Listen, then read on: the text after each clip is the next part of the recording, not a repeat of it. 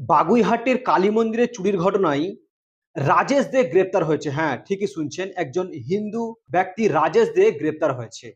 আমরা প্রায় শুনে থাকি যে কোনো মন্দিরে চুরি হলে মুসলিম সম্প্রদায়ের উপরে দোষ দেওয়া হয় এবং কোনো মসজিদে চুরি হলে সেটি হিন্দু সম্প্রদায়ের উপরে দোষ দেওয়া হয়। আমরা বাগুইহাটে 23শে ফেব্রুয়ারি যে গয়না চুরির ঘটনাটি ঘটেছিল, সেটি 1 মাস পরে পুলিশের অক্লান্ত পরিশ্রমের পর সেটি দেখা গেল রাজেশ দে হিন্দু সম্প্রদায়ের মানুষই সেটি চুরি করেছে। কোনো মন্দিরে চুরি হলে রাজনৈতিক নেতারা রাজনৈতিক ফায়দা লোটার জন্য মুসলিম সম্প্রদায়ের ওপরে ঠেলে দেয় যে মন্দিরে চুরি হয়েছে মানেই কোনো মুসলিম সম্প্রদায়ের মানুষ করেছে। কিন্তু এখানে কি দেখা গেল, বাগুইহাটিতে হিন্দু সম্প্রদায়ের মানুষ রাজেশ দে তিনি চুরি করেছেন। তিনি এটি প্রথম নয়, এর আগে অনেকবার চুরি করেছেন, অনেক জায়গায় চুরি করেছেন। তো আপনারা সচেতন থাকুন, কোনো সাম্প্রদায়িক কথাবার্তার মাধ্যমে আপনারা সাম্প্রদায়িক হিংসায় ছড়িয়ে যাবেন না, এবং যারা এইভাবে সাম্প্রদায়িক কথা ছড়াতে যাচ্ছে তাদের মুখে সপাটে উত্তর দিন। এইভাবেই যে কোনো মন্দিরে চুরি হলেই যে মুসলমান সম্প্রদায়ের মানুষই করবে, এটা কিন্তু ঠিক নয়। তারই আবার প্রমাণ দেখা গেল বাগুইহাটির এই কালী মন্দিরের গয়না চুরির ঘটনায়। দেখুন পুলিশ অফিসার কি বলছেন এই বিষয়ে। ছিল 23 তারিখ, ফেব্রুয়ারি 23 তারিখে নাইট অ্যারাউন্ড 2টো সময়। তো আমরা কমপ্লেন পেলাম এখানে 24th মর্নিং। তো ইনসিডেন্ট অফ থেফট হয়েছে বাগুইহাটি পুরানো বাজারে কালী মন্দিরে। তো কালী মায়ের অর্নামেন্টস গুলো চুরি করে নিয়ে গেছে।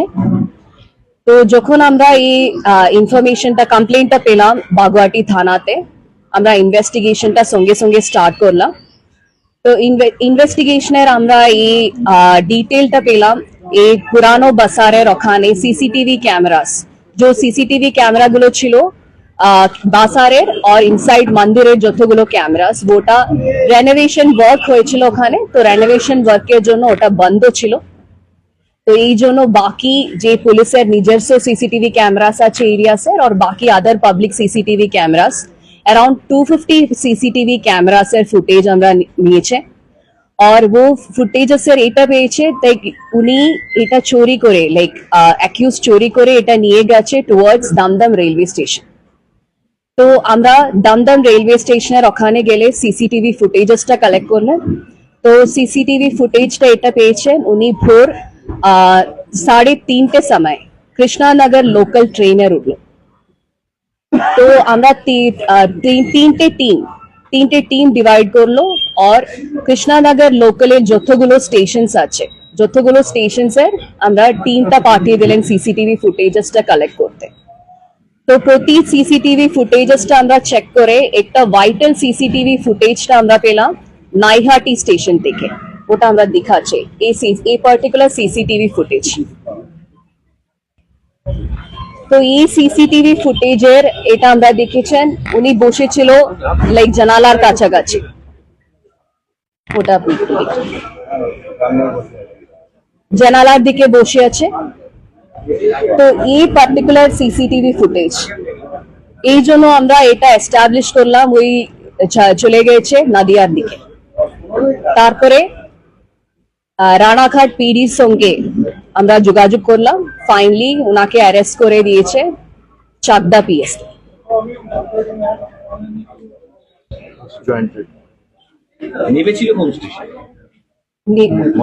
মদনপুর স্টেশন।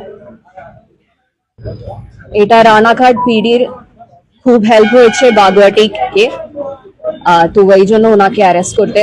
আর সিসিটিভি ফুটেজেস অ্যাকচুয়ালি এই কেসের মেইন এভিডেন্স ছিল CCTV footages, around 250 CCTV footages और ये जो वाइटल फुटेज। तो এটা কন্টিনিউয়াস টিম ওয়ার্ক ছিল,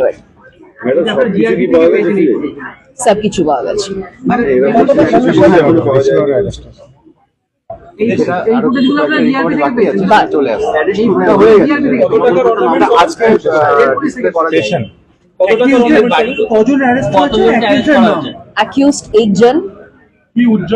একজনই অ্যারেস্ট হয়েছে, একজন অ্যারেস্ট একজনই অ্যাকিউজড। নামটা না ম্যাডাম কত ভ্যালুয়েশন হবে অর্নামেন্টের? করা হচ্ছে ভ্যালুয়েশন ভ্যালুয়ারকে দিয়ে আমরা করছি। এটার ট্র্যাক রেকর্ড কি আছে ম্যাম? উনি 2012 থেকে একটা সিরিয়াল অফেন্ডার। 2012 থেকে ক্যালকাটা পুলিশের ওখানে 5গুলো কেসেস আছে, লেক টাউন পিএস এর একটা কেস আছে। পরপর উনি চুরি কেসেস করছে। যখন ও চুরি কেসেস করছে অ্যারেস্ট হয়ে গেছে, তারপরে বেলে চলে আসছে আবার কেস। তো এরকম ট্র্যাক রেকর্ড। চাকদা পিএস দুজনের মধ্যে একজন তো আপনি চুরি করেছে আর একজন রিসিভার। একজন রিসিভার। রিসিভার করে অ্যারেস্ট করা হয়েছে। আচ্ছা ये অ্যাকিউজের নামটা কি?